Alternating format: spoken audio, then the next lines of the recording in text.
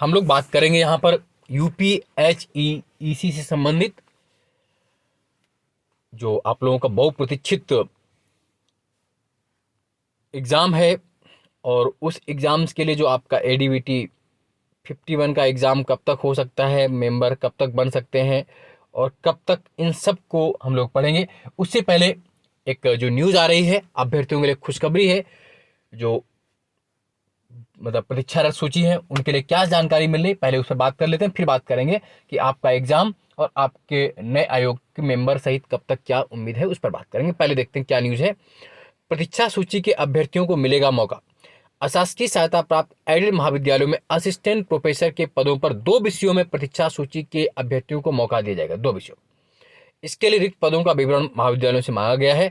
आसार है कि इस हफ्ते रिक्त पदों के सापेक्ष अभ्यर्थियों का चयन करके कॉलेज में आवंटित कर दिया जाएगा। उच्चतर शिक्षा सेवा आयोग से विज्ञापन संख्या 50 के अंतर्गत 47 विषयों में 2002 असिस्टेंट प्रोफेसरों की भर्ती प्रक्रिया पिछले वर्ष पूरी हो चुकी है। चयनित अभ्यर्थियों में से जिन्होंने कार्यभार ग्रहण नहीं किया है वो पद खाली रह गए हैं। खाली रह गए पदों पर अब प्रतीक्षा सूची के अभ्यर्थियों को मौका दिया जा रहा है। अब तक 4 बार में प्रतीक्षा सूची से 28 विषयों के लिए 54 अभ्यर्थियों को असिस्टेंट प्रोफेसर के पद पर चयनित किया जा चुका है। तो ये आपकी। अब हम लोग अगर बात करें तो एक तो अच्छी न्यूज़ आपकी ये हो गई कि जो वेटिंग लिस्ट में है उनको सीट अलॉटमेंट होगी जल्दी 2 सब्जेक्ट में। अब जो सबसे बड़ा मुद्दा ये है कि जो एडीवीटी 51 वाले हैं, डेली मैसेज करते हैं मुझे, डेली करते हैं, क्योंकि मुझे भी अच्छा नहीं लगता कि आपको बेवजह की बात बताई जाए।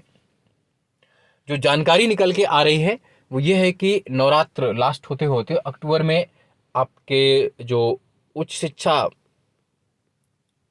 सेवा आयोग बनना है, आपका उच्च शिक्षा सेवा आयोग, उसके अध्यक्ष की नियुक्ति हो जाएगी और जल्द ही उनमें मेंबरों की नियुक्ति भी हो जाएगी। अक्टूबर में हर हाल में अध्यक्ष की नियुक्ति हो जानी है, मेंबर तो जल्दी बन जाएंगे। मेन अध्यक्ष को लेकर अटका हुआ मामला, और उम्मीद है कि फिर आपकी हाँ ये जरूर है कि जब भी आपका उच्च शिक्षा सेवा चयन आयोग बनेगा, जो 10 दिन 15 दिन में जब भी मेंबर आ जाएंगे, तो सबसे जो पहला आपका एग्जाम होगा वहाँ से वो आपका असिस्टेंट प्रोफेसर वाला ही एग्ज़ाम होगा और कोई एग्ज़ाम नहीं होगा, ये मान के चलिए।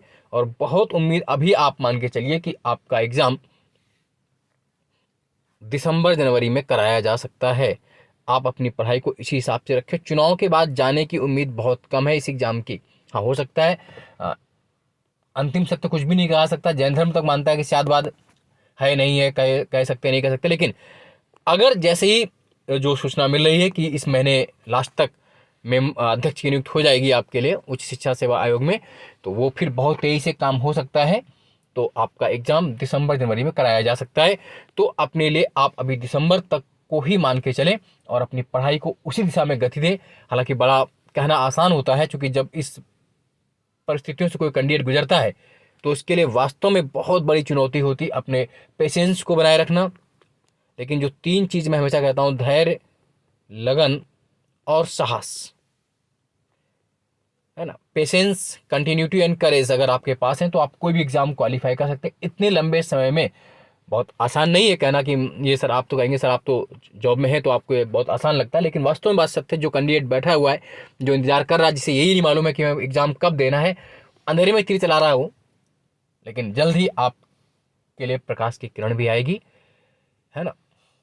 समय आने पर ही आपको प्रतिफल जरूर मिलेगा। आप धीरे धीरे ही सही पढ़ते रहिए। करत करत अभ्यास के जन्मत हो सुजान, रसरी आवज जाते सिल पर निशान। तो मतलब निश्चित ये मान के चलिए कि आपके मेंबर्स और अध्यक्ष की नियुक्ति इस महीने हो जाएगी, लास्ट तक 100% हो जाएगी। और उम्मीद ये है कि दिसंबर और जनवरी में आपका एग्जाम करा लिया जाएगा। आज के लिए इतना ही। जय हिंद, जय भारत, धन्यवाद।